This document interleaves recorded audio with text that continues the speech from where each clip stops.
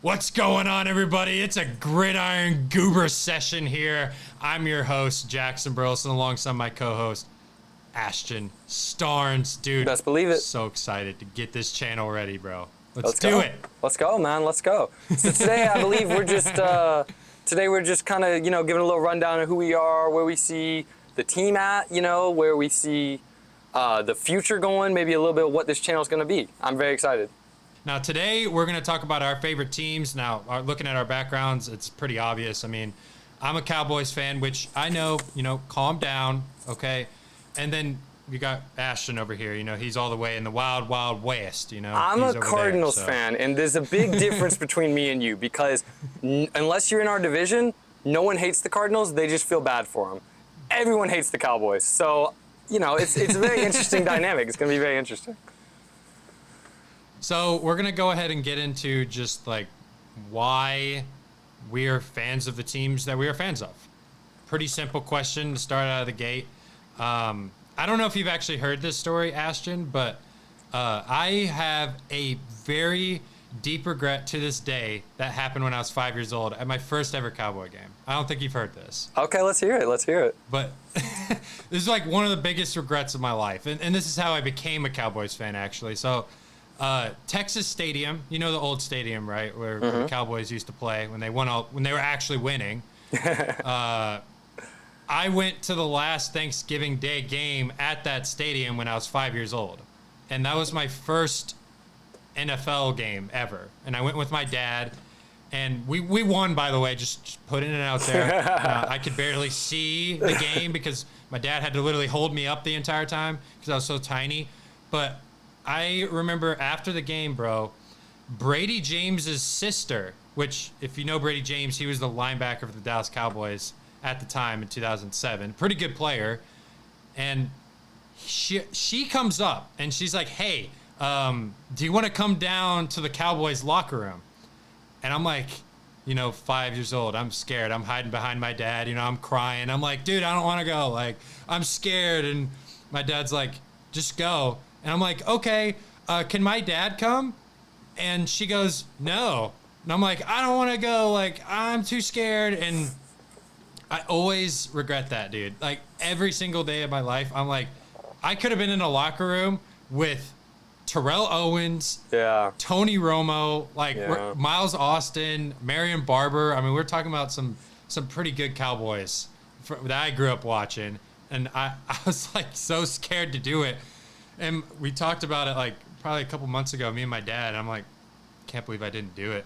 Yeah. And ever since then, I was a Cowboys fan. And I remember just the heartbreak. I remember my dad telling me about, Romo obviously not being able to hold the kick on a field goal, which I wasn't really old enough to remember that. But but that was brutal. That was like probably like the first like Cowboys heartbreak I can actually like recall like knowing about as like a human being on planet Earth. But my dad was like, yeah, I can't believe you didn't do that. But I that's how I became a fan. And then, it goes on from there. I'm not a fan because we win. You got, everyone knows this. Obviously, yeah. Watching it.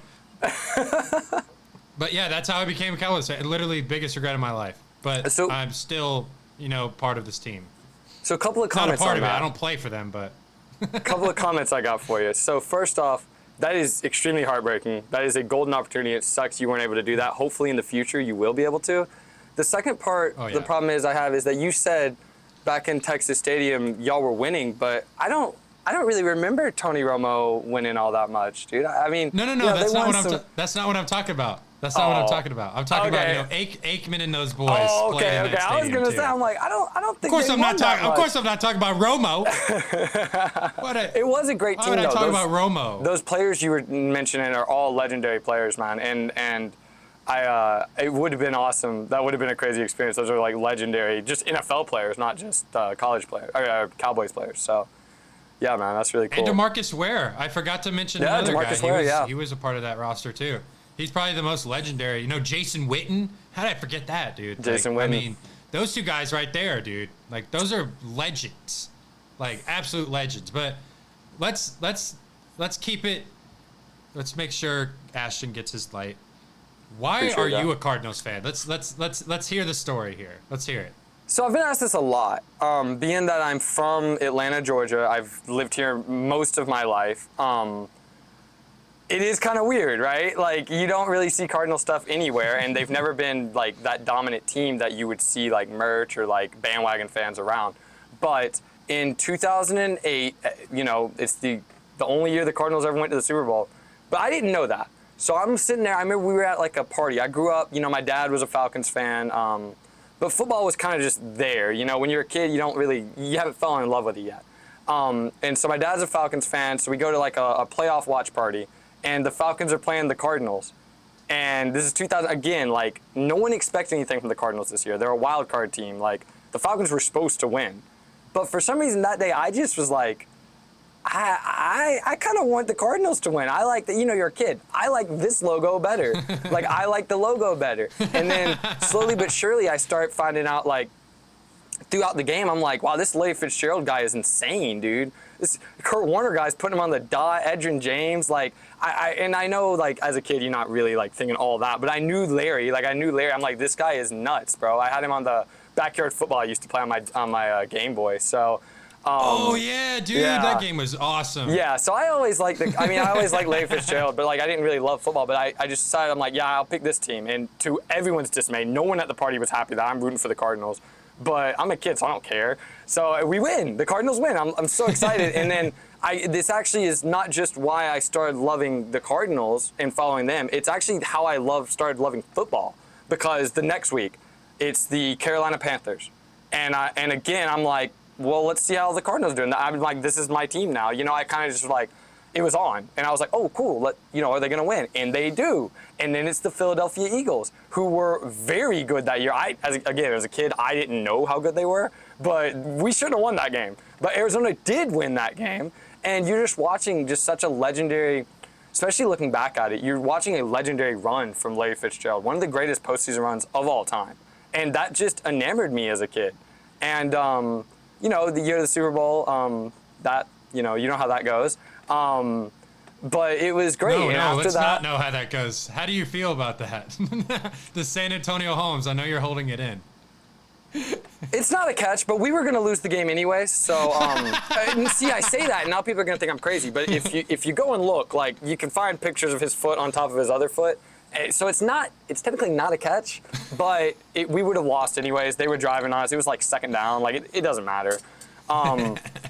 And it sucks. And I actually remember going to my mom that night and being like, I don't get why they wouldn't let us win. They have 5 and we have none, dude. Why wouldn't they let us win? Because you're a kid. You're stupid. I remember genuinely telling her that. And, yeah, man. And so I just stayed with them. The next year, we made another playoff run. Lost to the Saints in the first round. And at that moment, I'm like, okay, I love football. This is my team. And it was rough after that. It didn't really get good again until about 2014. We had a couple years. So that's just the Cardinals thing, man. They're good for a couple years, and then they're bad for a couple years, and then they're good for a couple. It's just how it is. But with that being said, I'm very excited for next year. Hey, and just want to put this out. I hope I can put this out here, and we both agree. The greatest running back of all time played David for Johnson. the Cowboys and the Cardinals. No, David Johnson didn't play for the Cowboys. He played for the Texans. Yeah.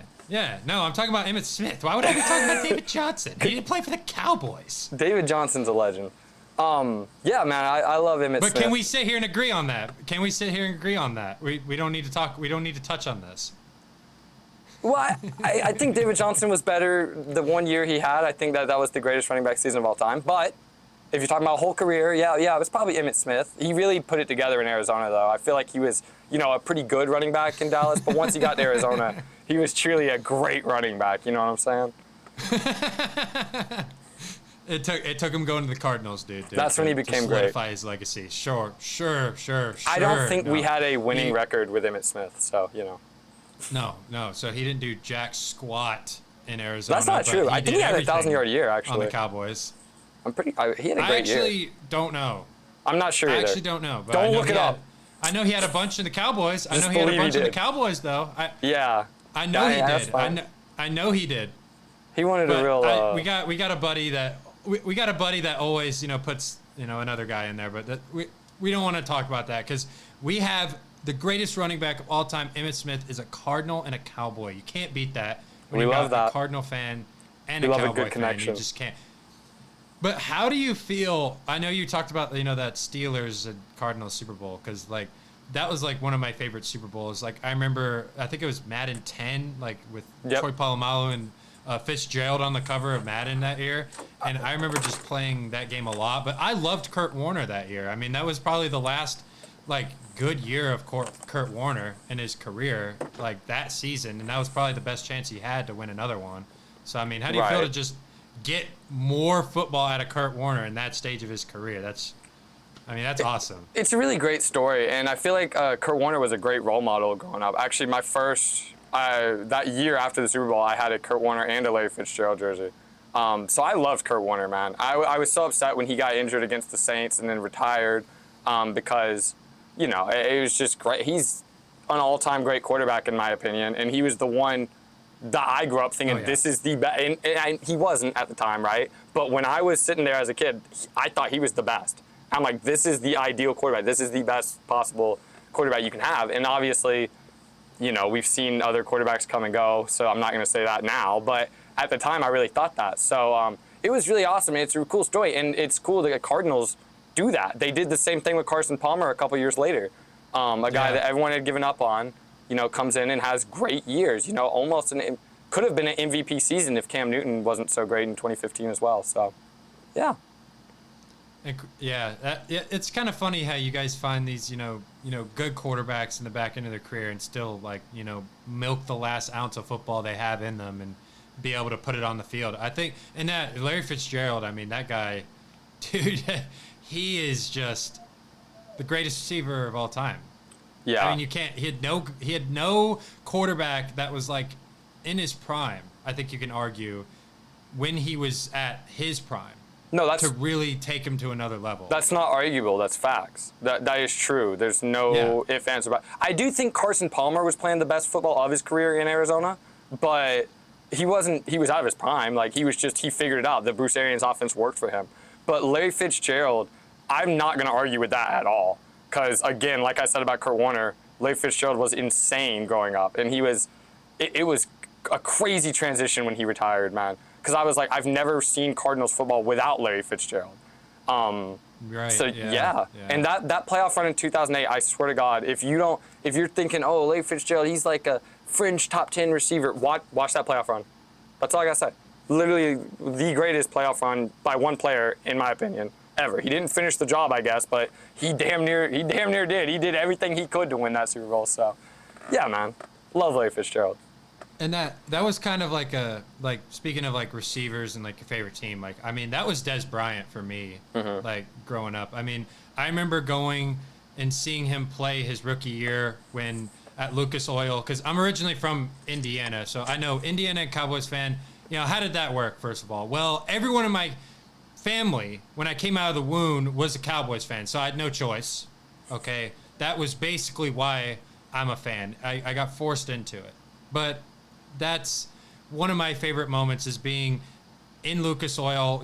John Kidna was the quarterback because, Romo had an insane amount of collarbone injuries. But I remember Dez Bryant, rookie Dez Bryant, he balled out. I mean, against the Colts team that was still competing for Super Bowls at that time. Right. And I remember having like a Dez Bryant. You remember those fat heads that are like literally like life size? Yeah. Like, I had one of those in my room. And I still wish, like, the fat heads weren't just one stick on the wall and then take it off and it's done. Like, that's the stupidest thing ever. But, like, that was my favorite receiver because of just the spectacular catches he made. I mean, literally, Romo would throw it up to him on a back shoulder or just throw it over the corner. Dez is going to reach over with his arms and catch it over the corner. That was his thing. Like, I loved how electric Dez Bryant was. And when he retired, I was like, dang, like, he was so electric to watch, and then just see the downfall of his career. It's just, it's tough to see guys at that level play that well and then just, have the highest of highs and then, just be done like that. I mean, that just shows, like, how short an NFL career can really be. Like, I mean, it's not like a running back, of course, because their careers are a lot shorter than any other position. Right. But, like, football is just such a taxing sport. Like, you just don't know how long you're going to be able to see greatness for on the field. Like, it's just kind of how it goes sometimes. It's sad. And then they just leave without, they leave one day or they get injured one time and it's all over. I'm talking to David Johnson. He broke his wrist and you're like, okay, he'll be fine, he'll be back, and he just never was. It's crazy how fast the turnover is in the NFL, man. So you got to appreciate it while it's here. Yeah, you do. And I think if you guys want any other questions addressed, drop them in the comments about our teams and stuff like that, and we can always address them in future episodes. But I know we're passionate about football. Like, we just live this game. Like, whenever the season starts, like, you're gonna hear it from us. And I know, we talked about, how we're gonna try to do during the season, like, at least one video a week where me and Ashton are on together. And then we're also gonna try to, fill in the voids with, like, a video of just us on our own, doing a deep dive on a topic. Like, I know Ashton wants to do something about a team, and I want to do something about, a division. We're going to get those to you, and they're going to be shorter videos than this, but we're going to give you entertaining content, and I'm super excited to start this I want to channel. add on to that real quick, too. This channel is not a Cardinals and Cowboys channel.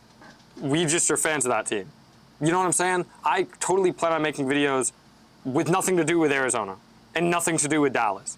It is just, we just wanted to give an idea of who we were and how we, think and why we, how we feel about our team for the fans of those teams. But not everything on this channel is going to be that. A lot of stuff's going to be football, which could be multiple teams. You know what I'm saying? Like, whatever the idea that it might be one team in particular, maybe not Arizona, it could be anybody. But it also might just be like, what's going on with football this week? There's just a lot. We have a lot of good ideas in the bag. And I think, this is going to be, this is the introductory episode, just so you can get to know us. And we also are doing our own stuff on social media. I got my own channel as well, The Take with Jackson Burleson. I know you got your Ashton's Corner as well. So, like, Astros Corner. This is something, or Astros Corner, sorry. I messed up. You good. But we got a lot of stuff, and we're excited to bring you content. So make sure to subscribe, man, because if you don't subscribe, like, what are you doing?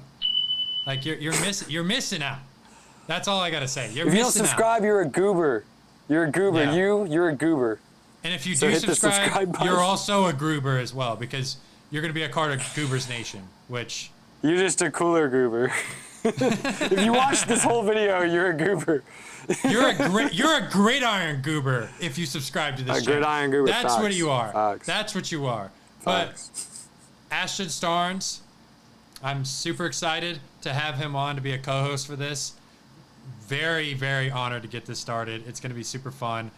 Go check out his Astros Corner. We'll put links in there as well. I'll also put a link in for my show, whatever. We'll put it in there.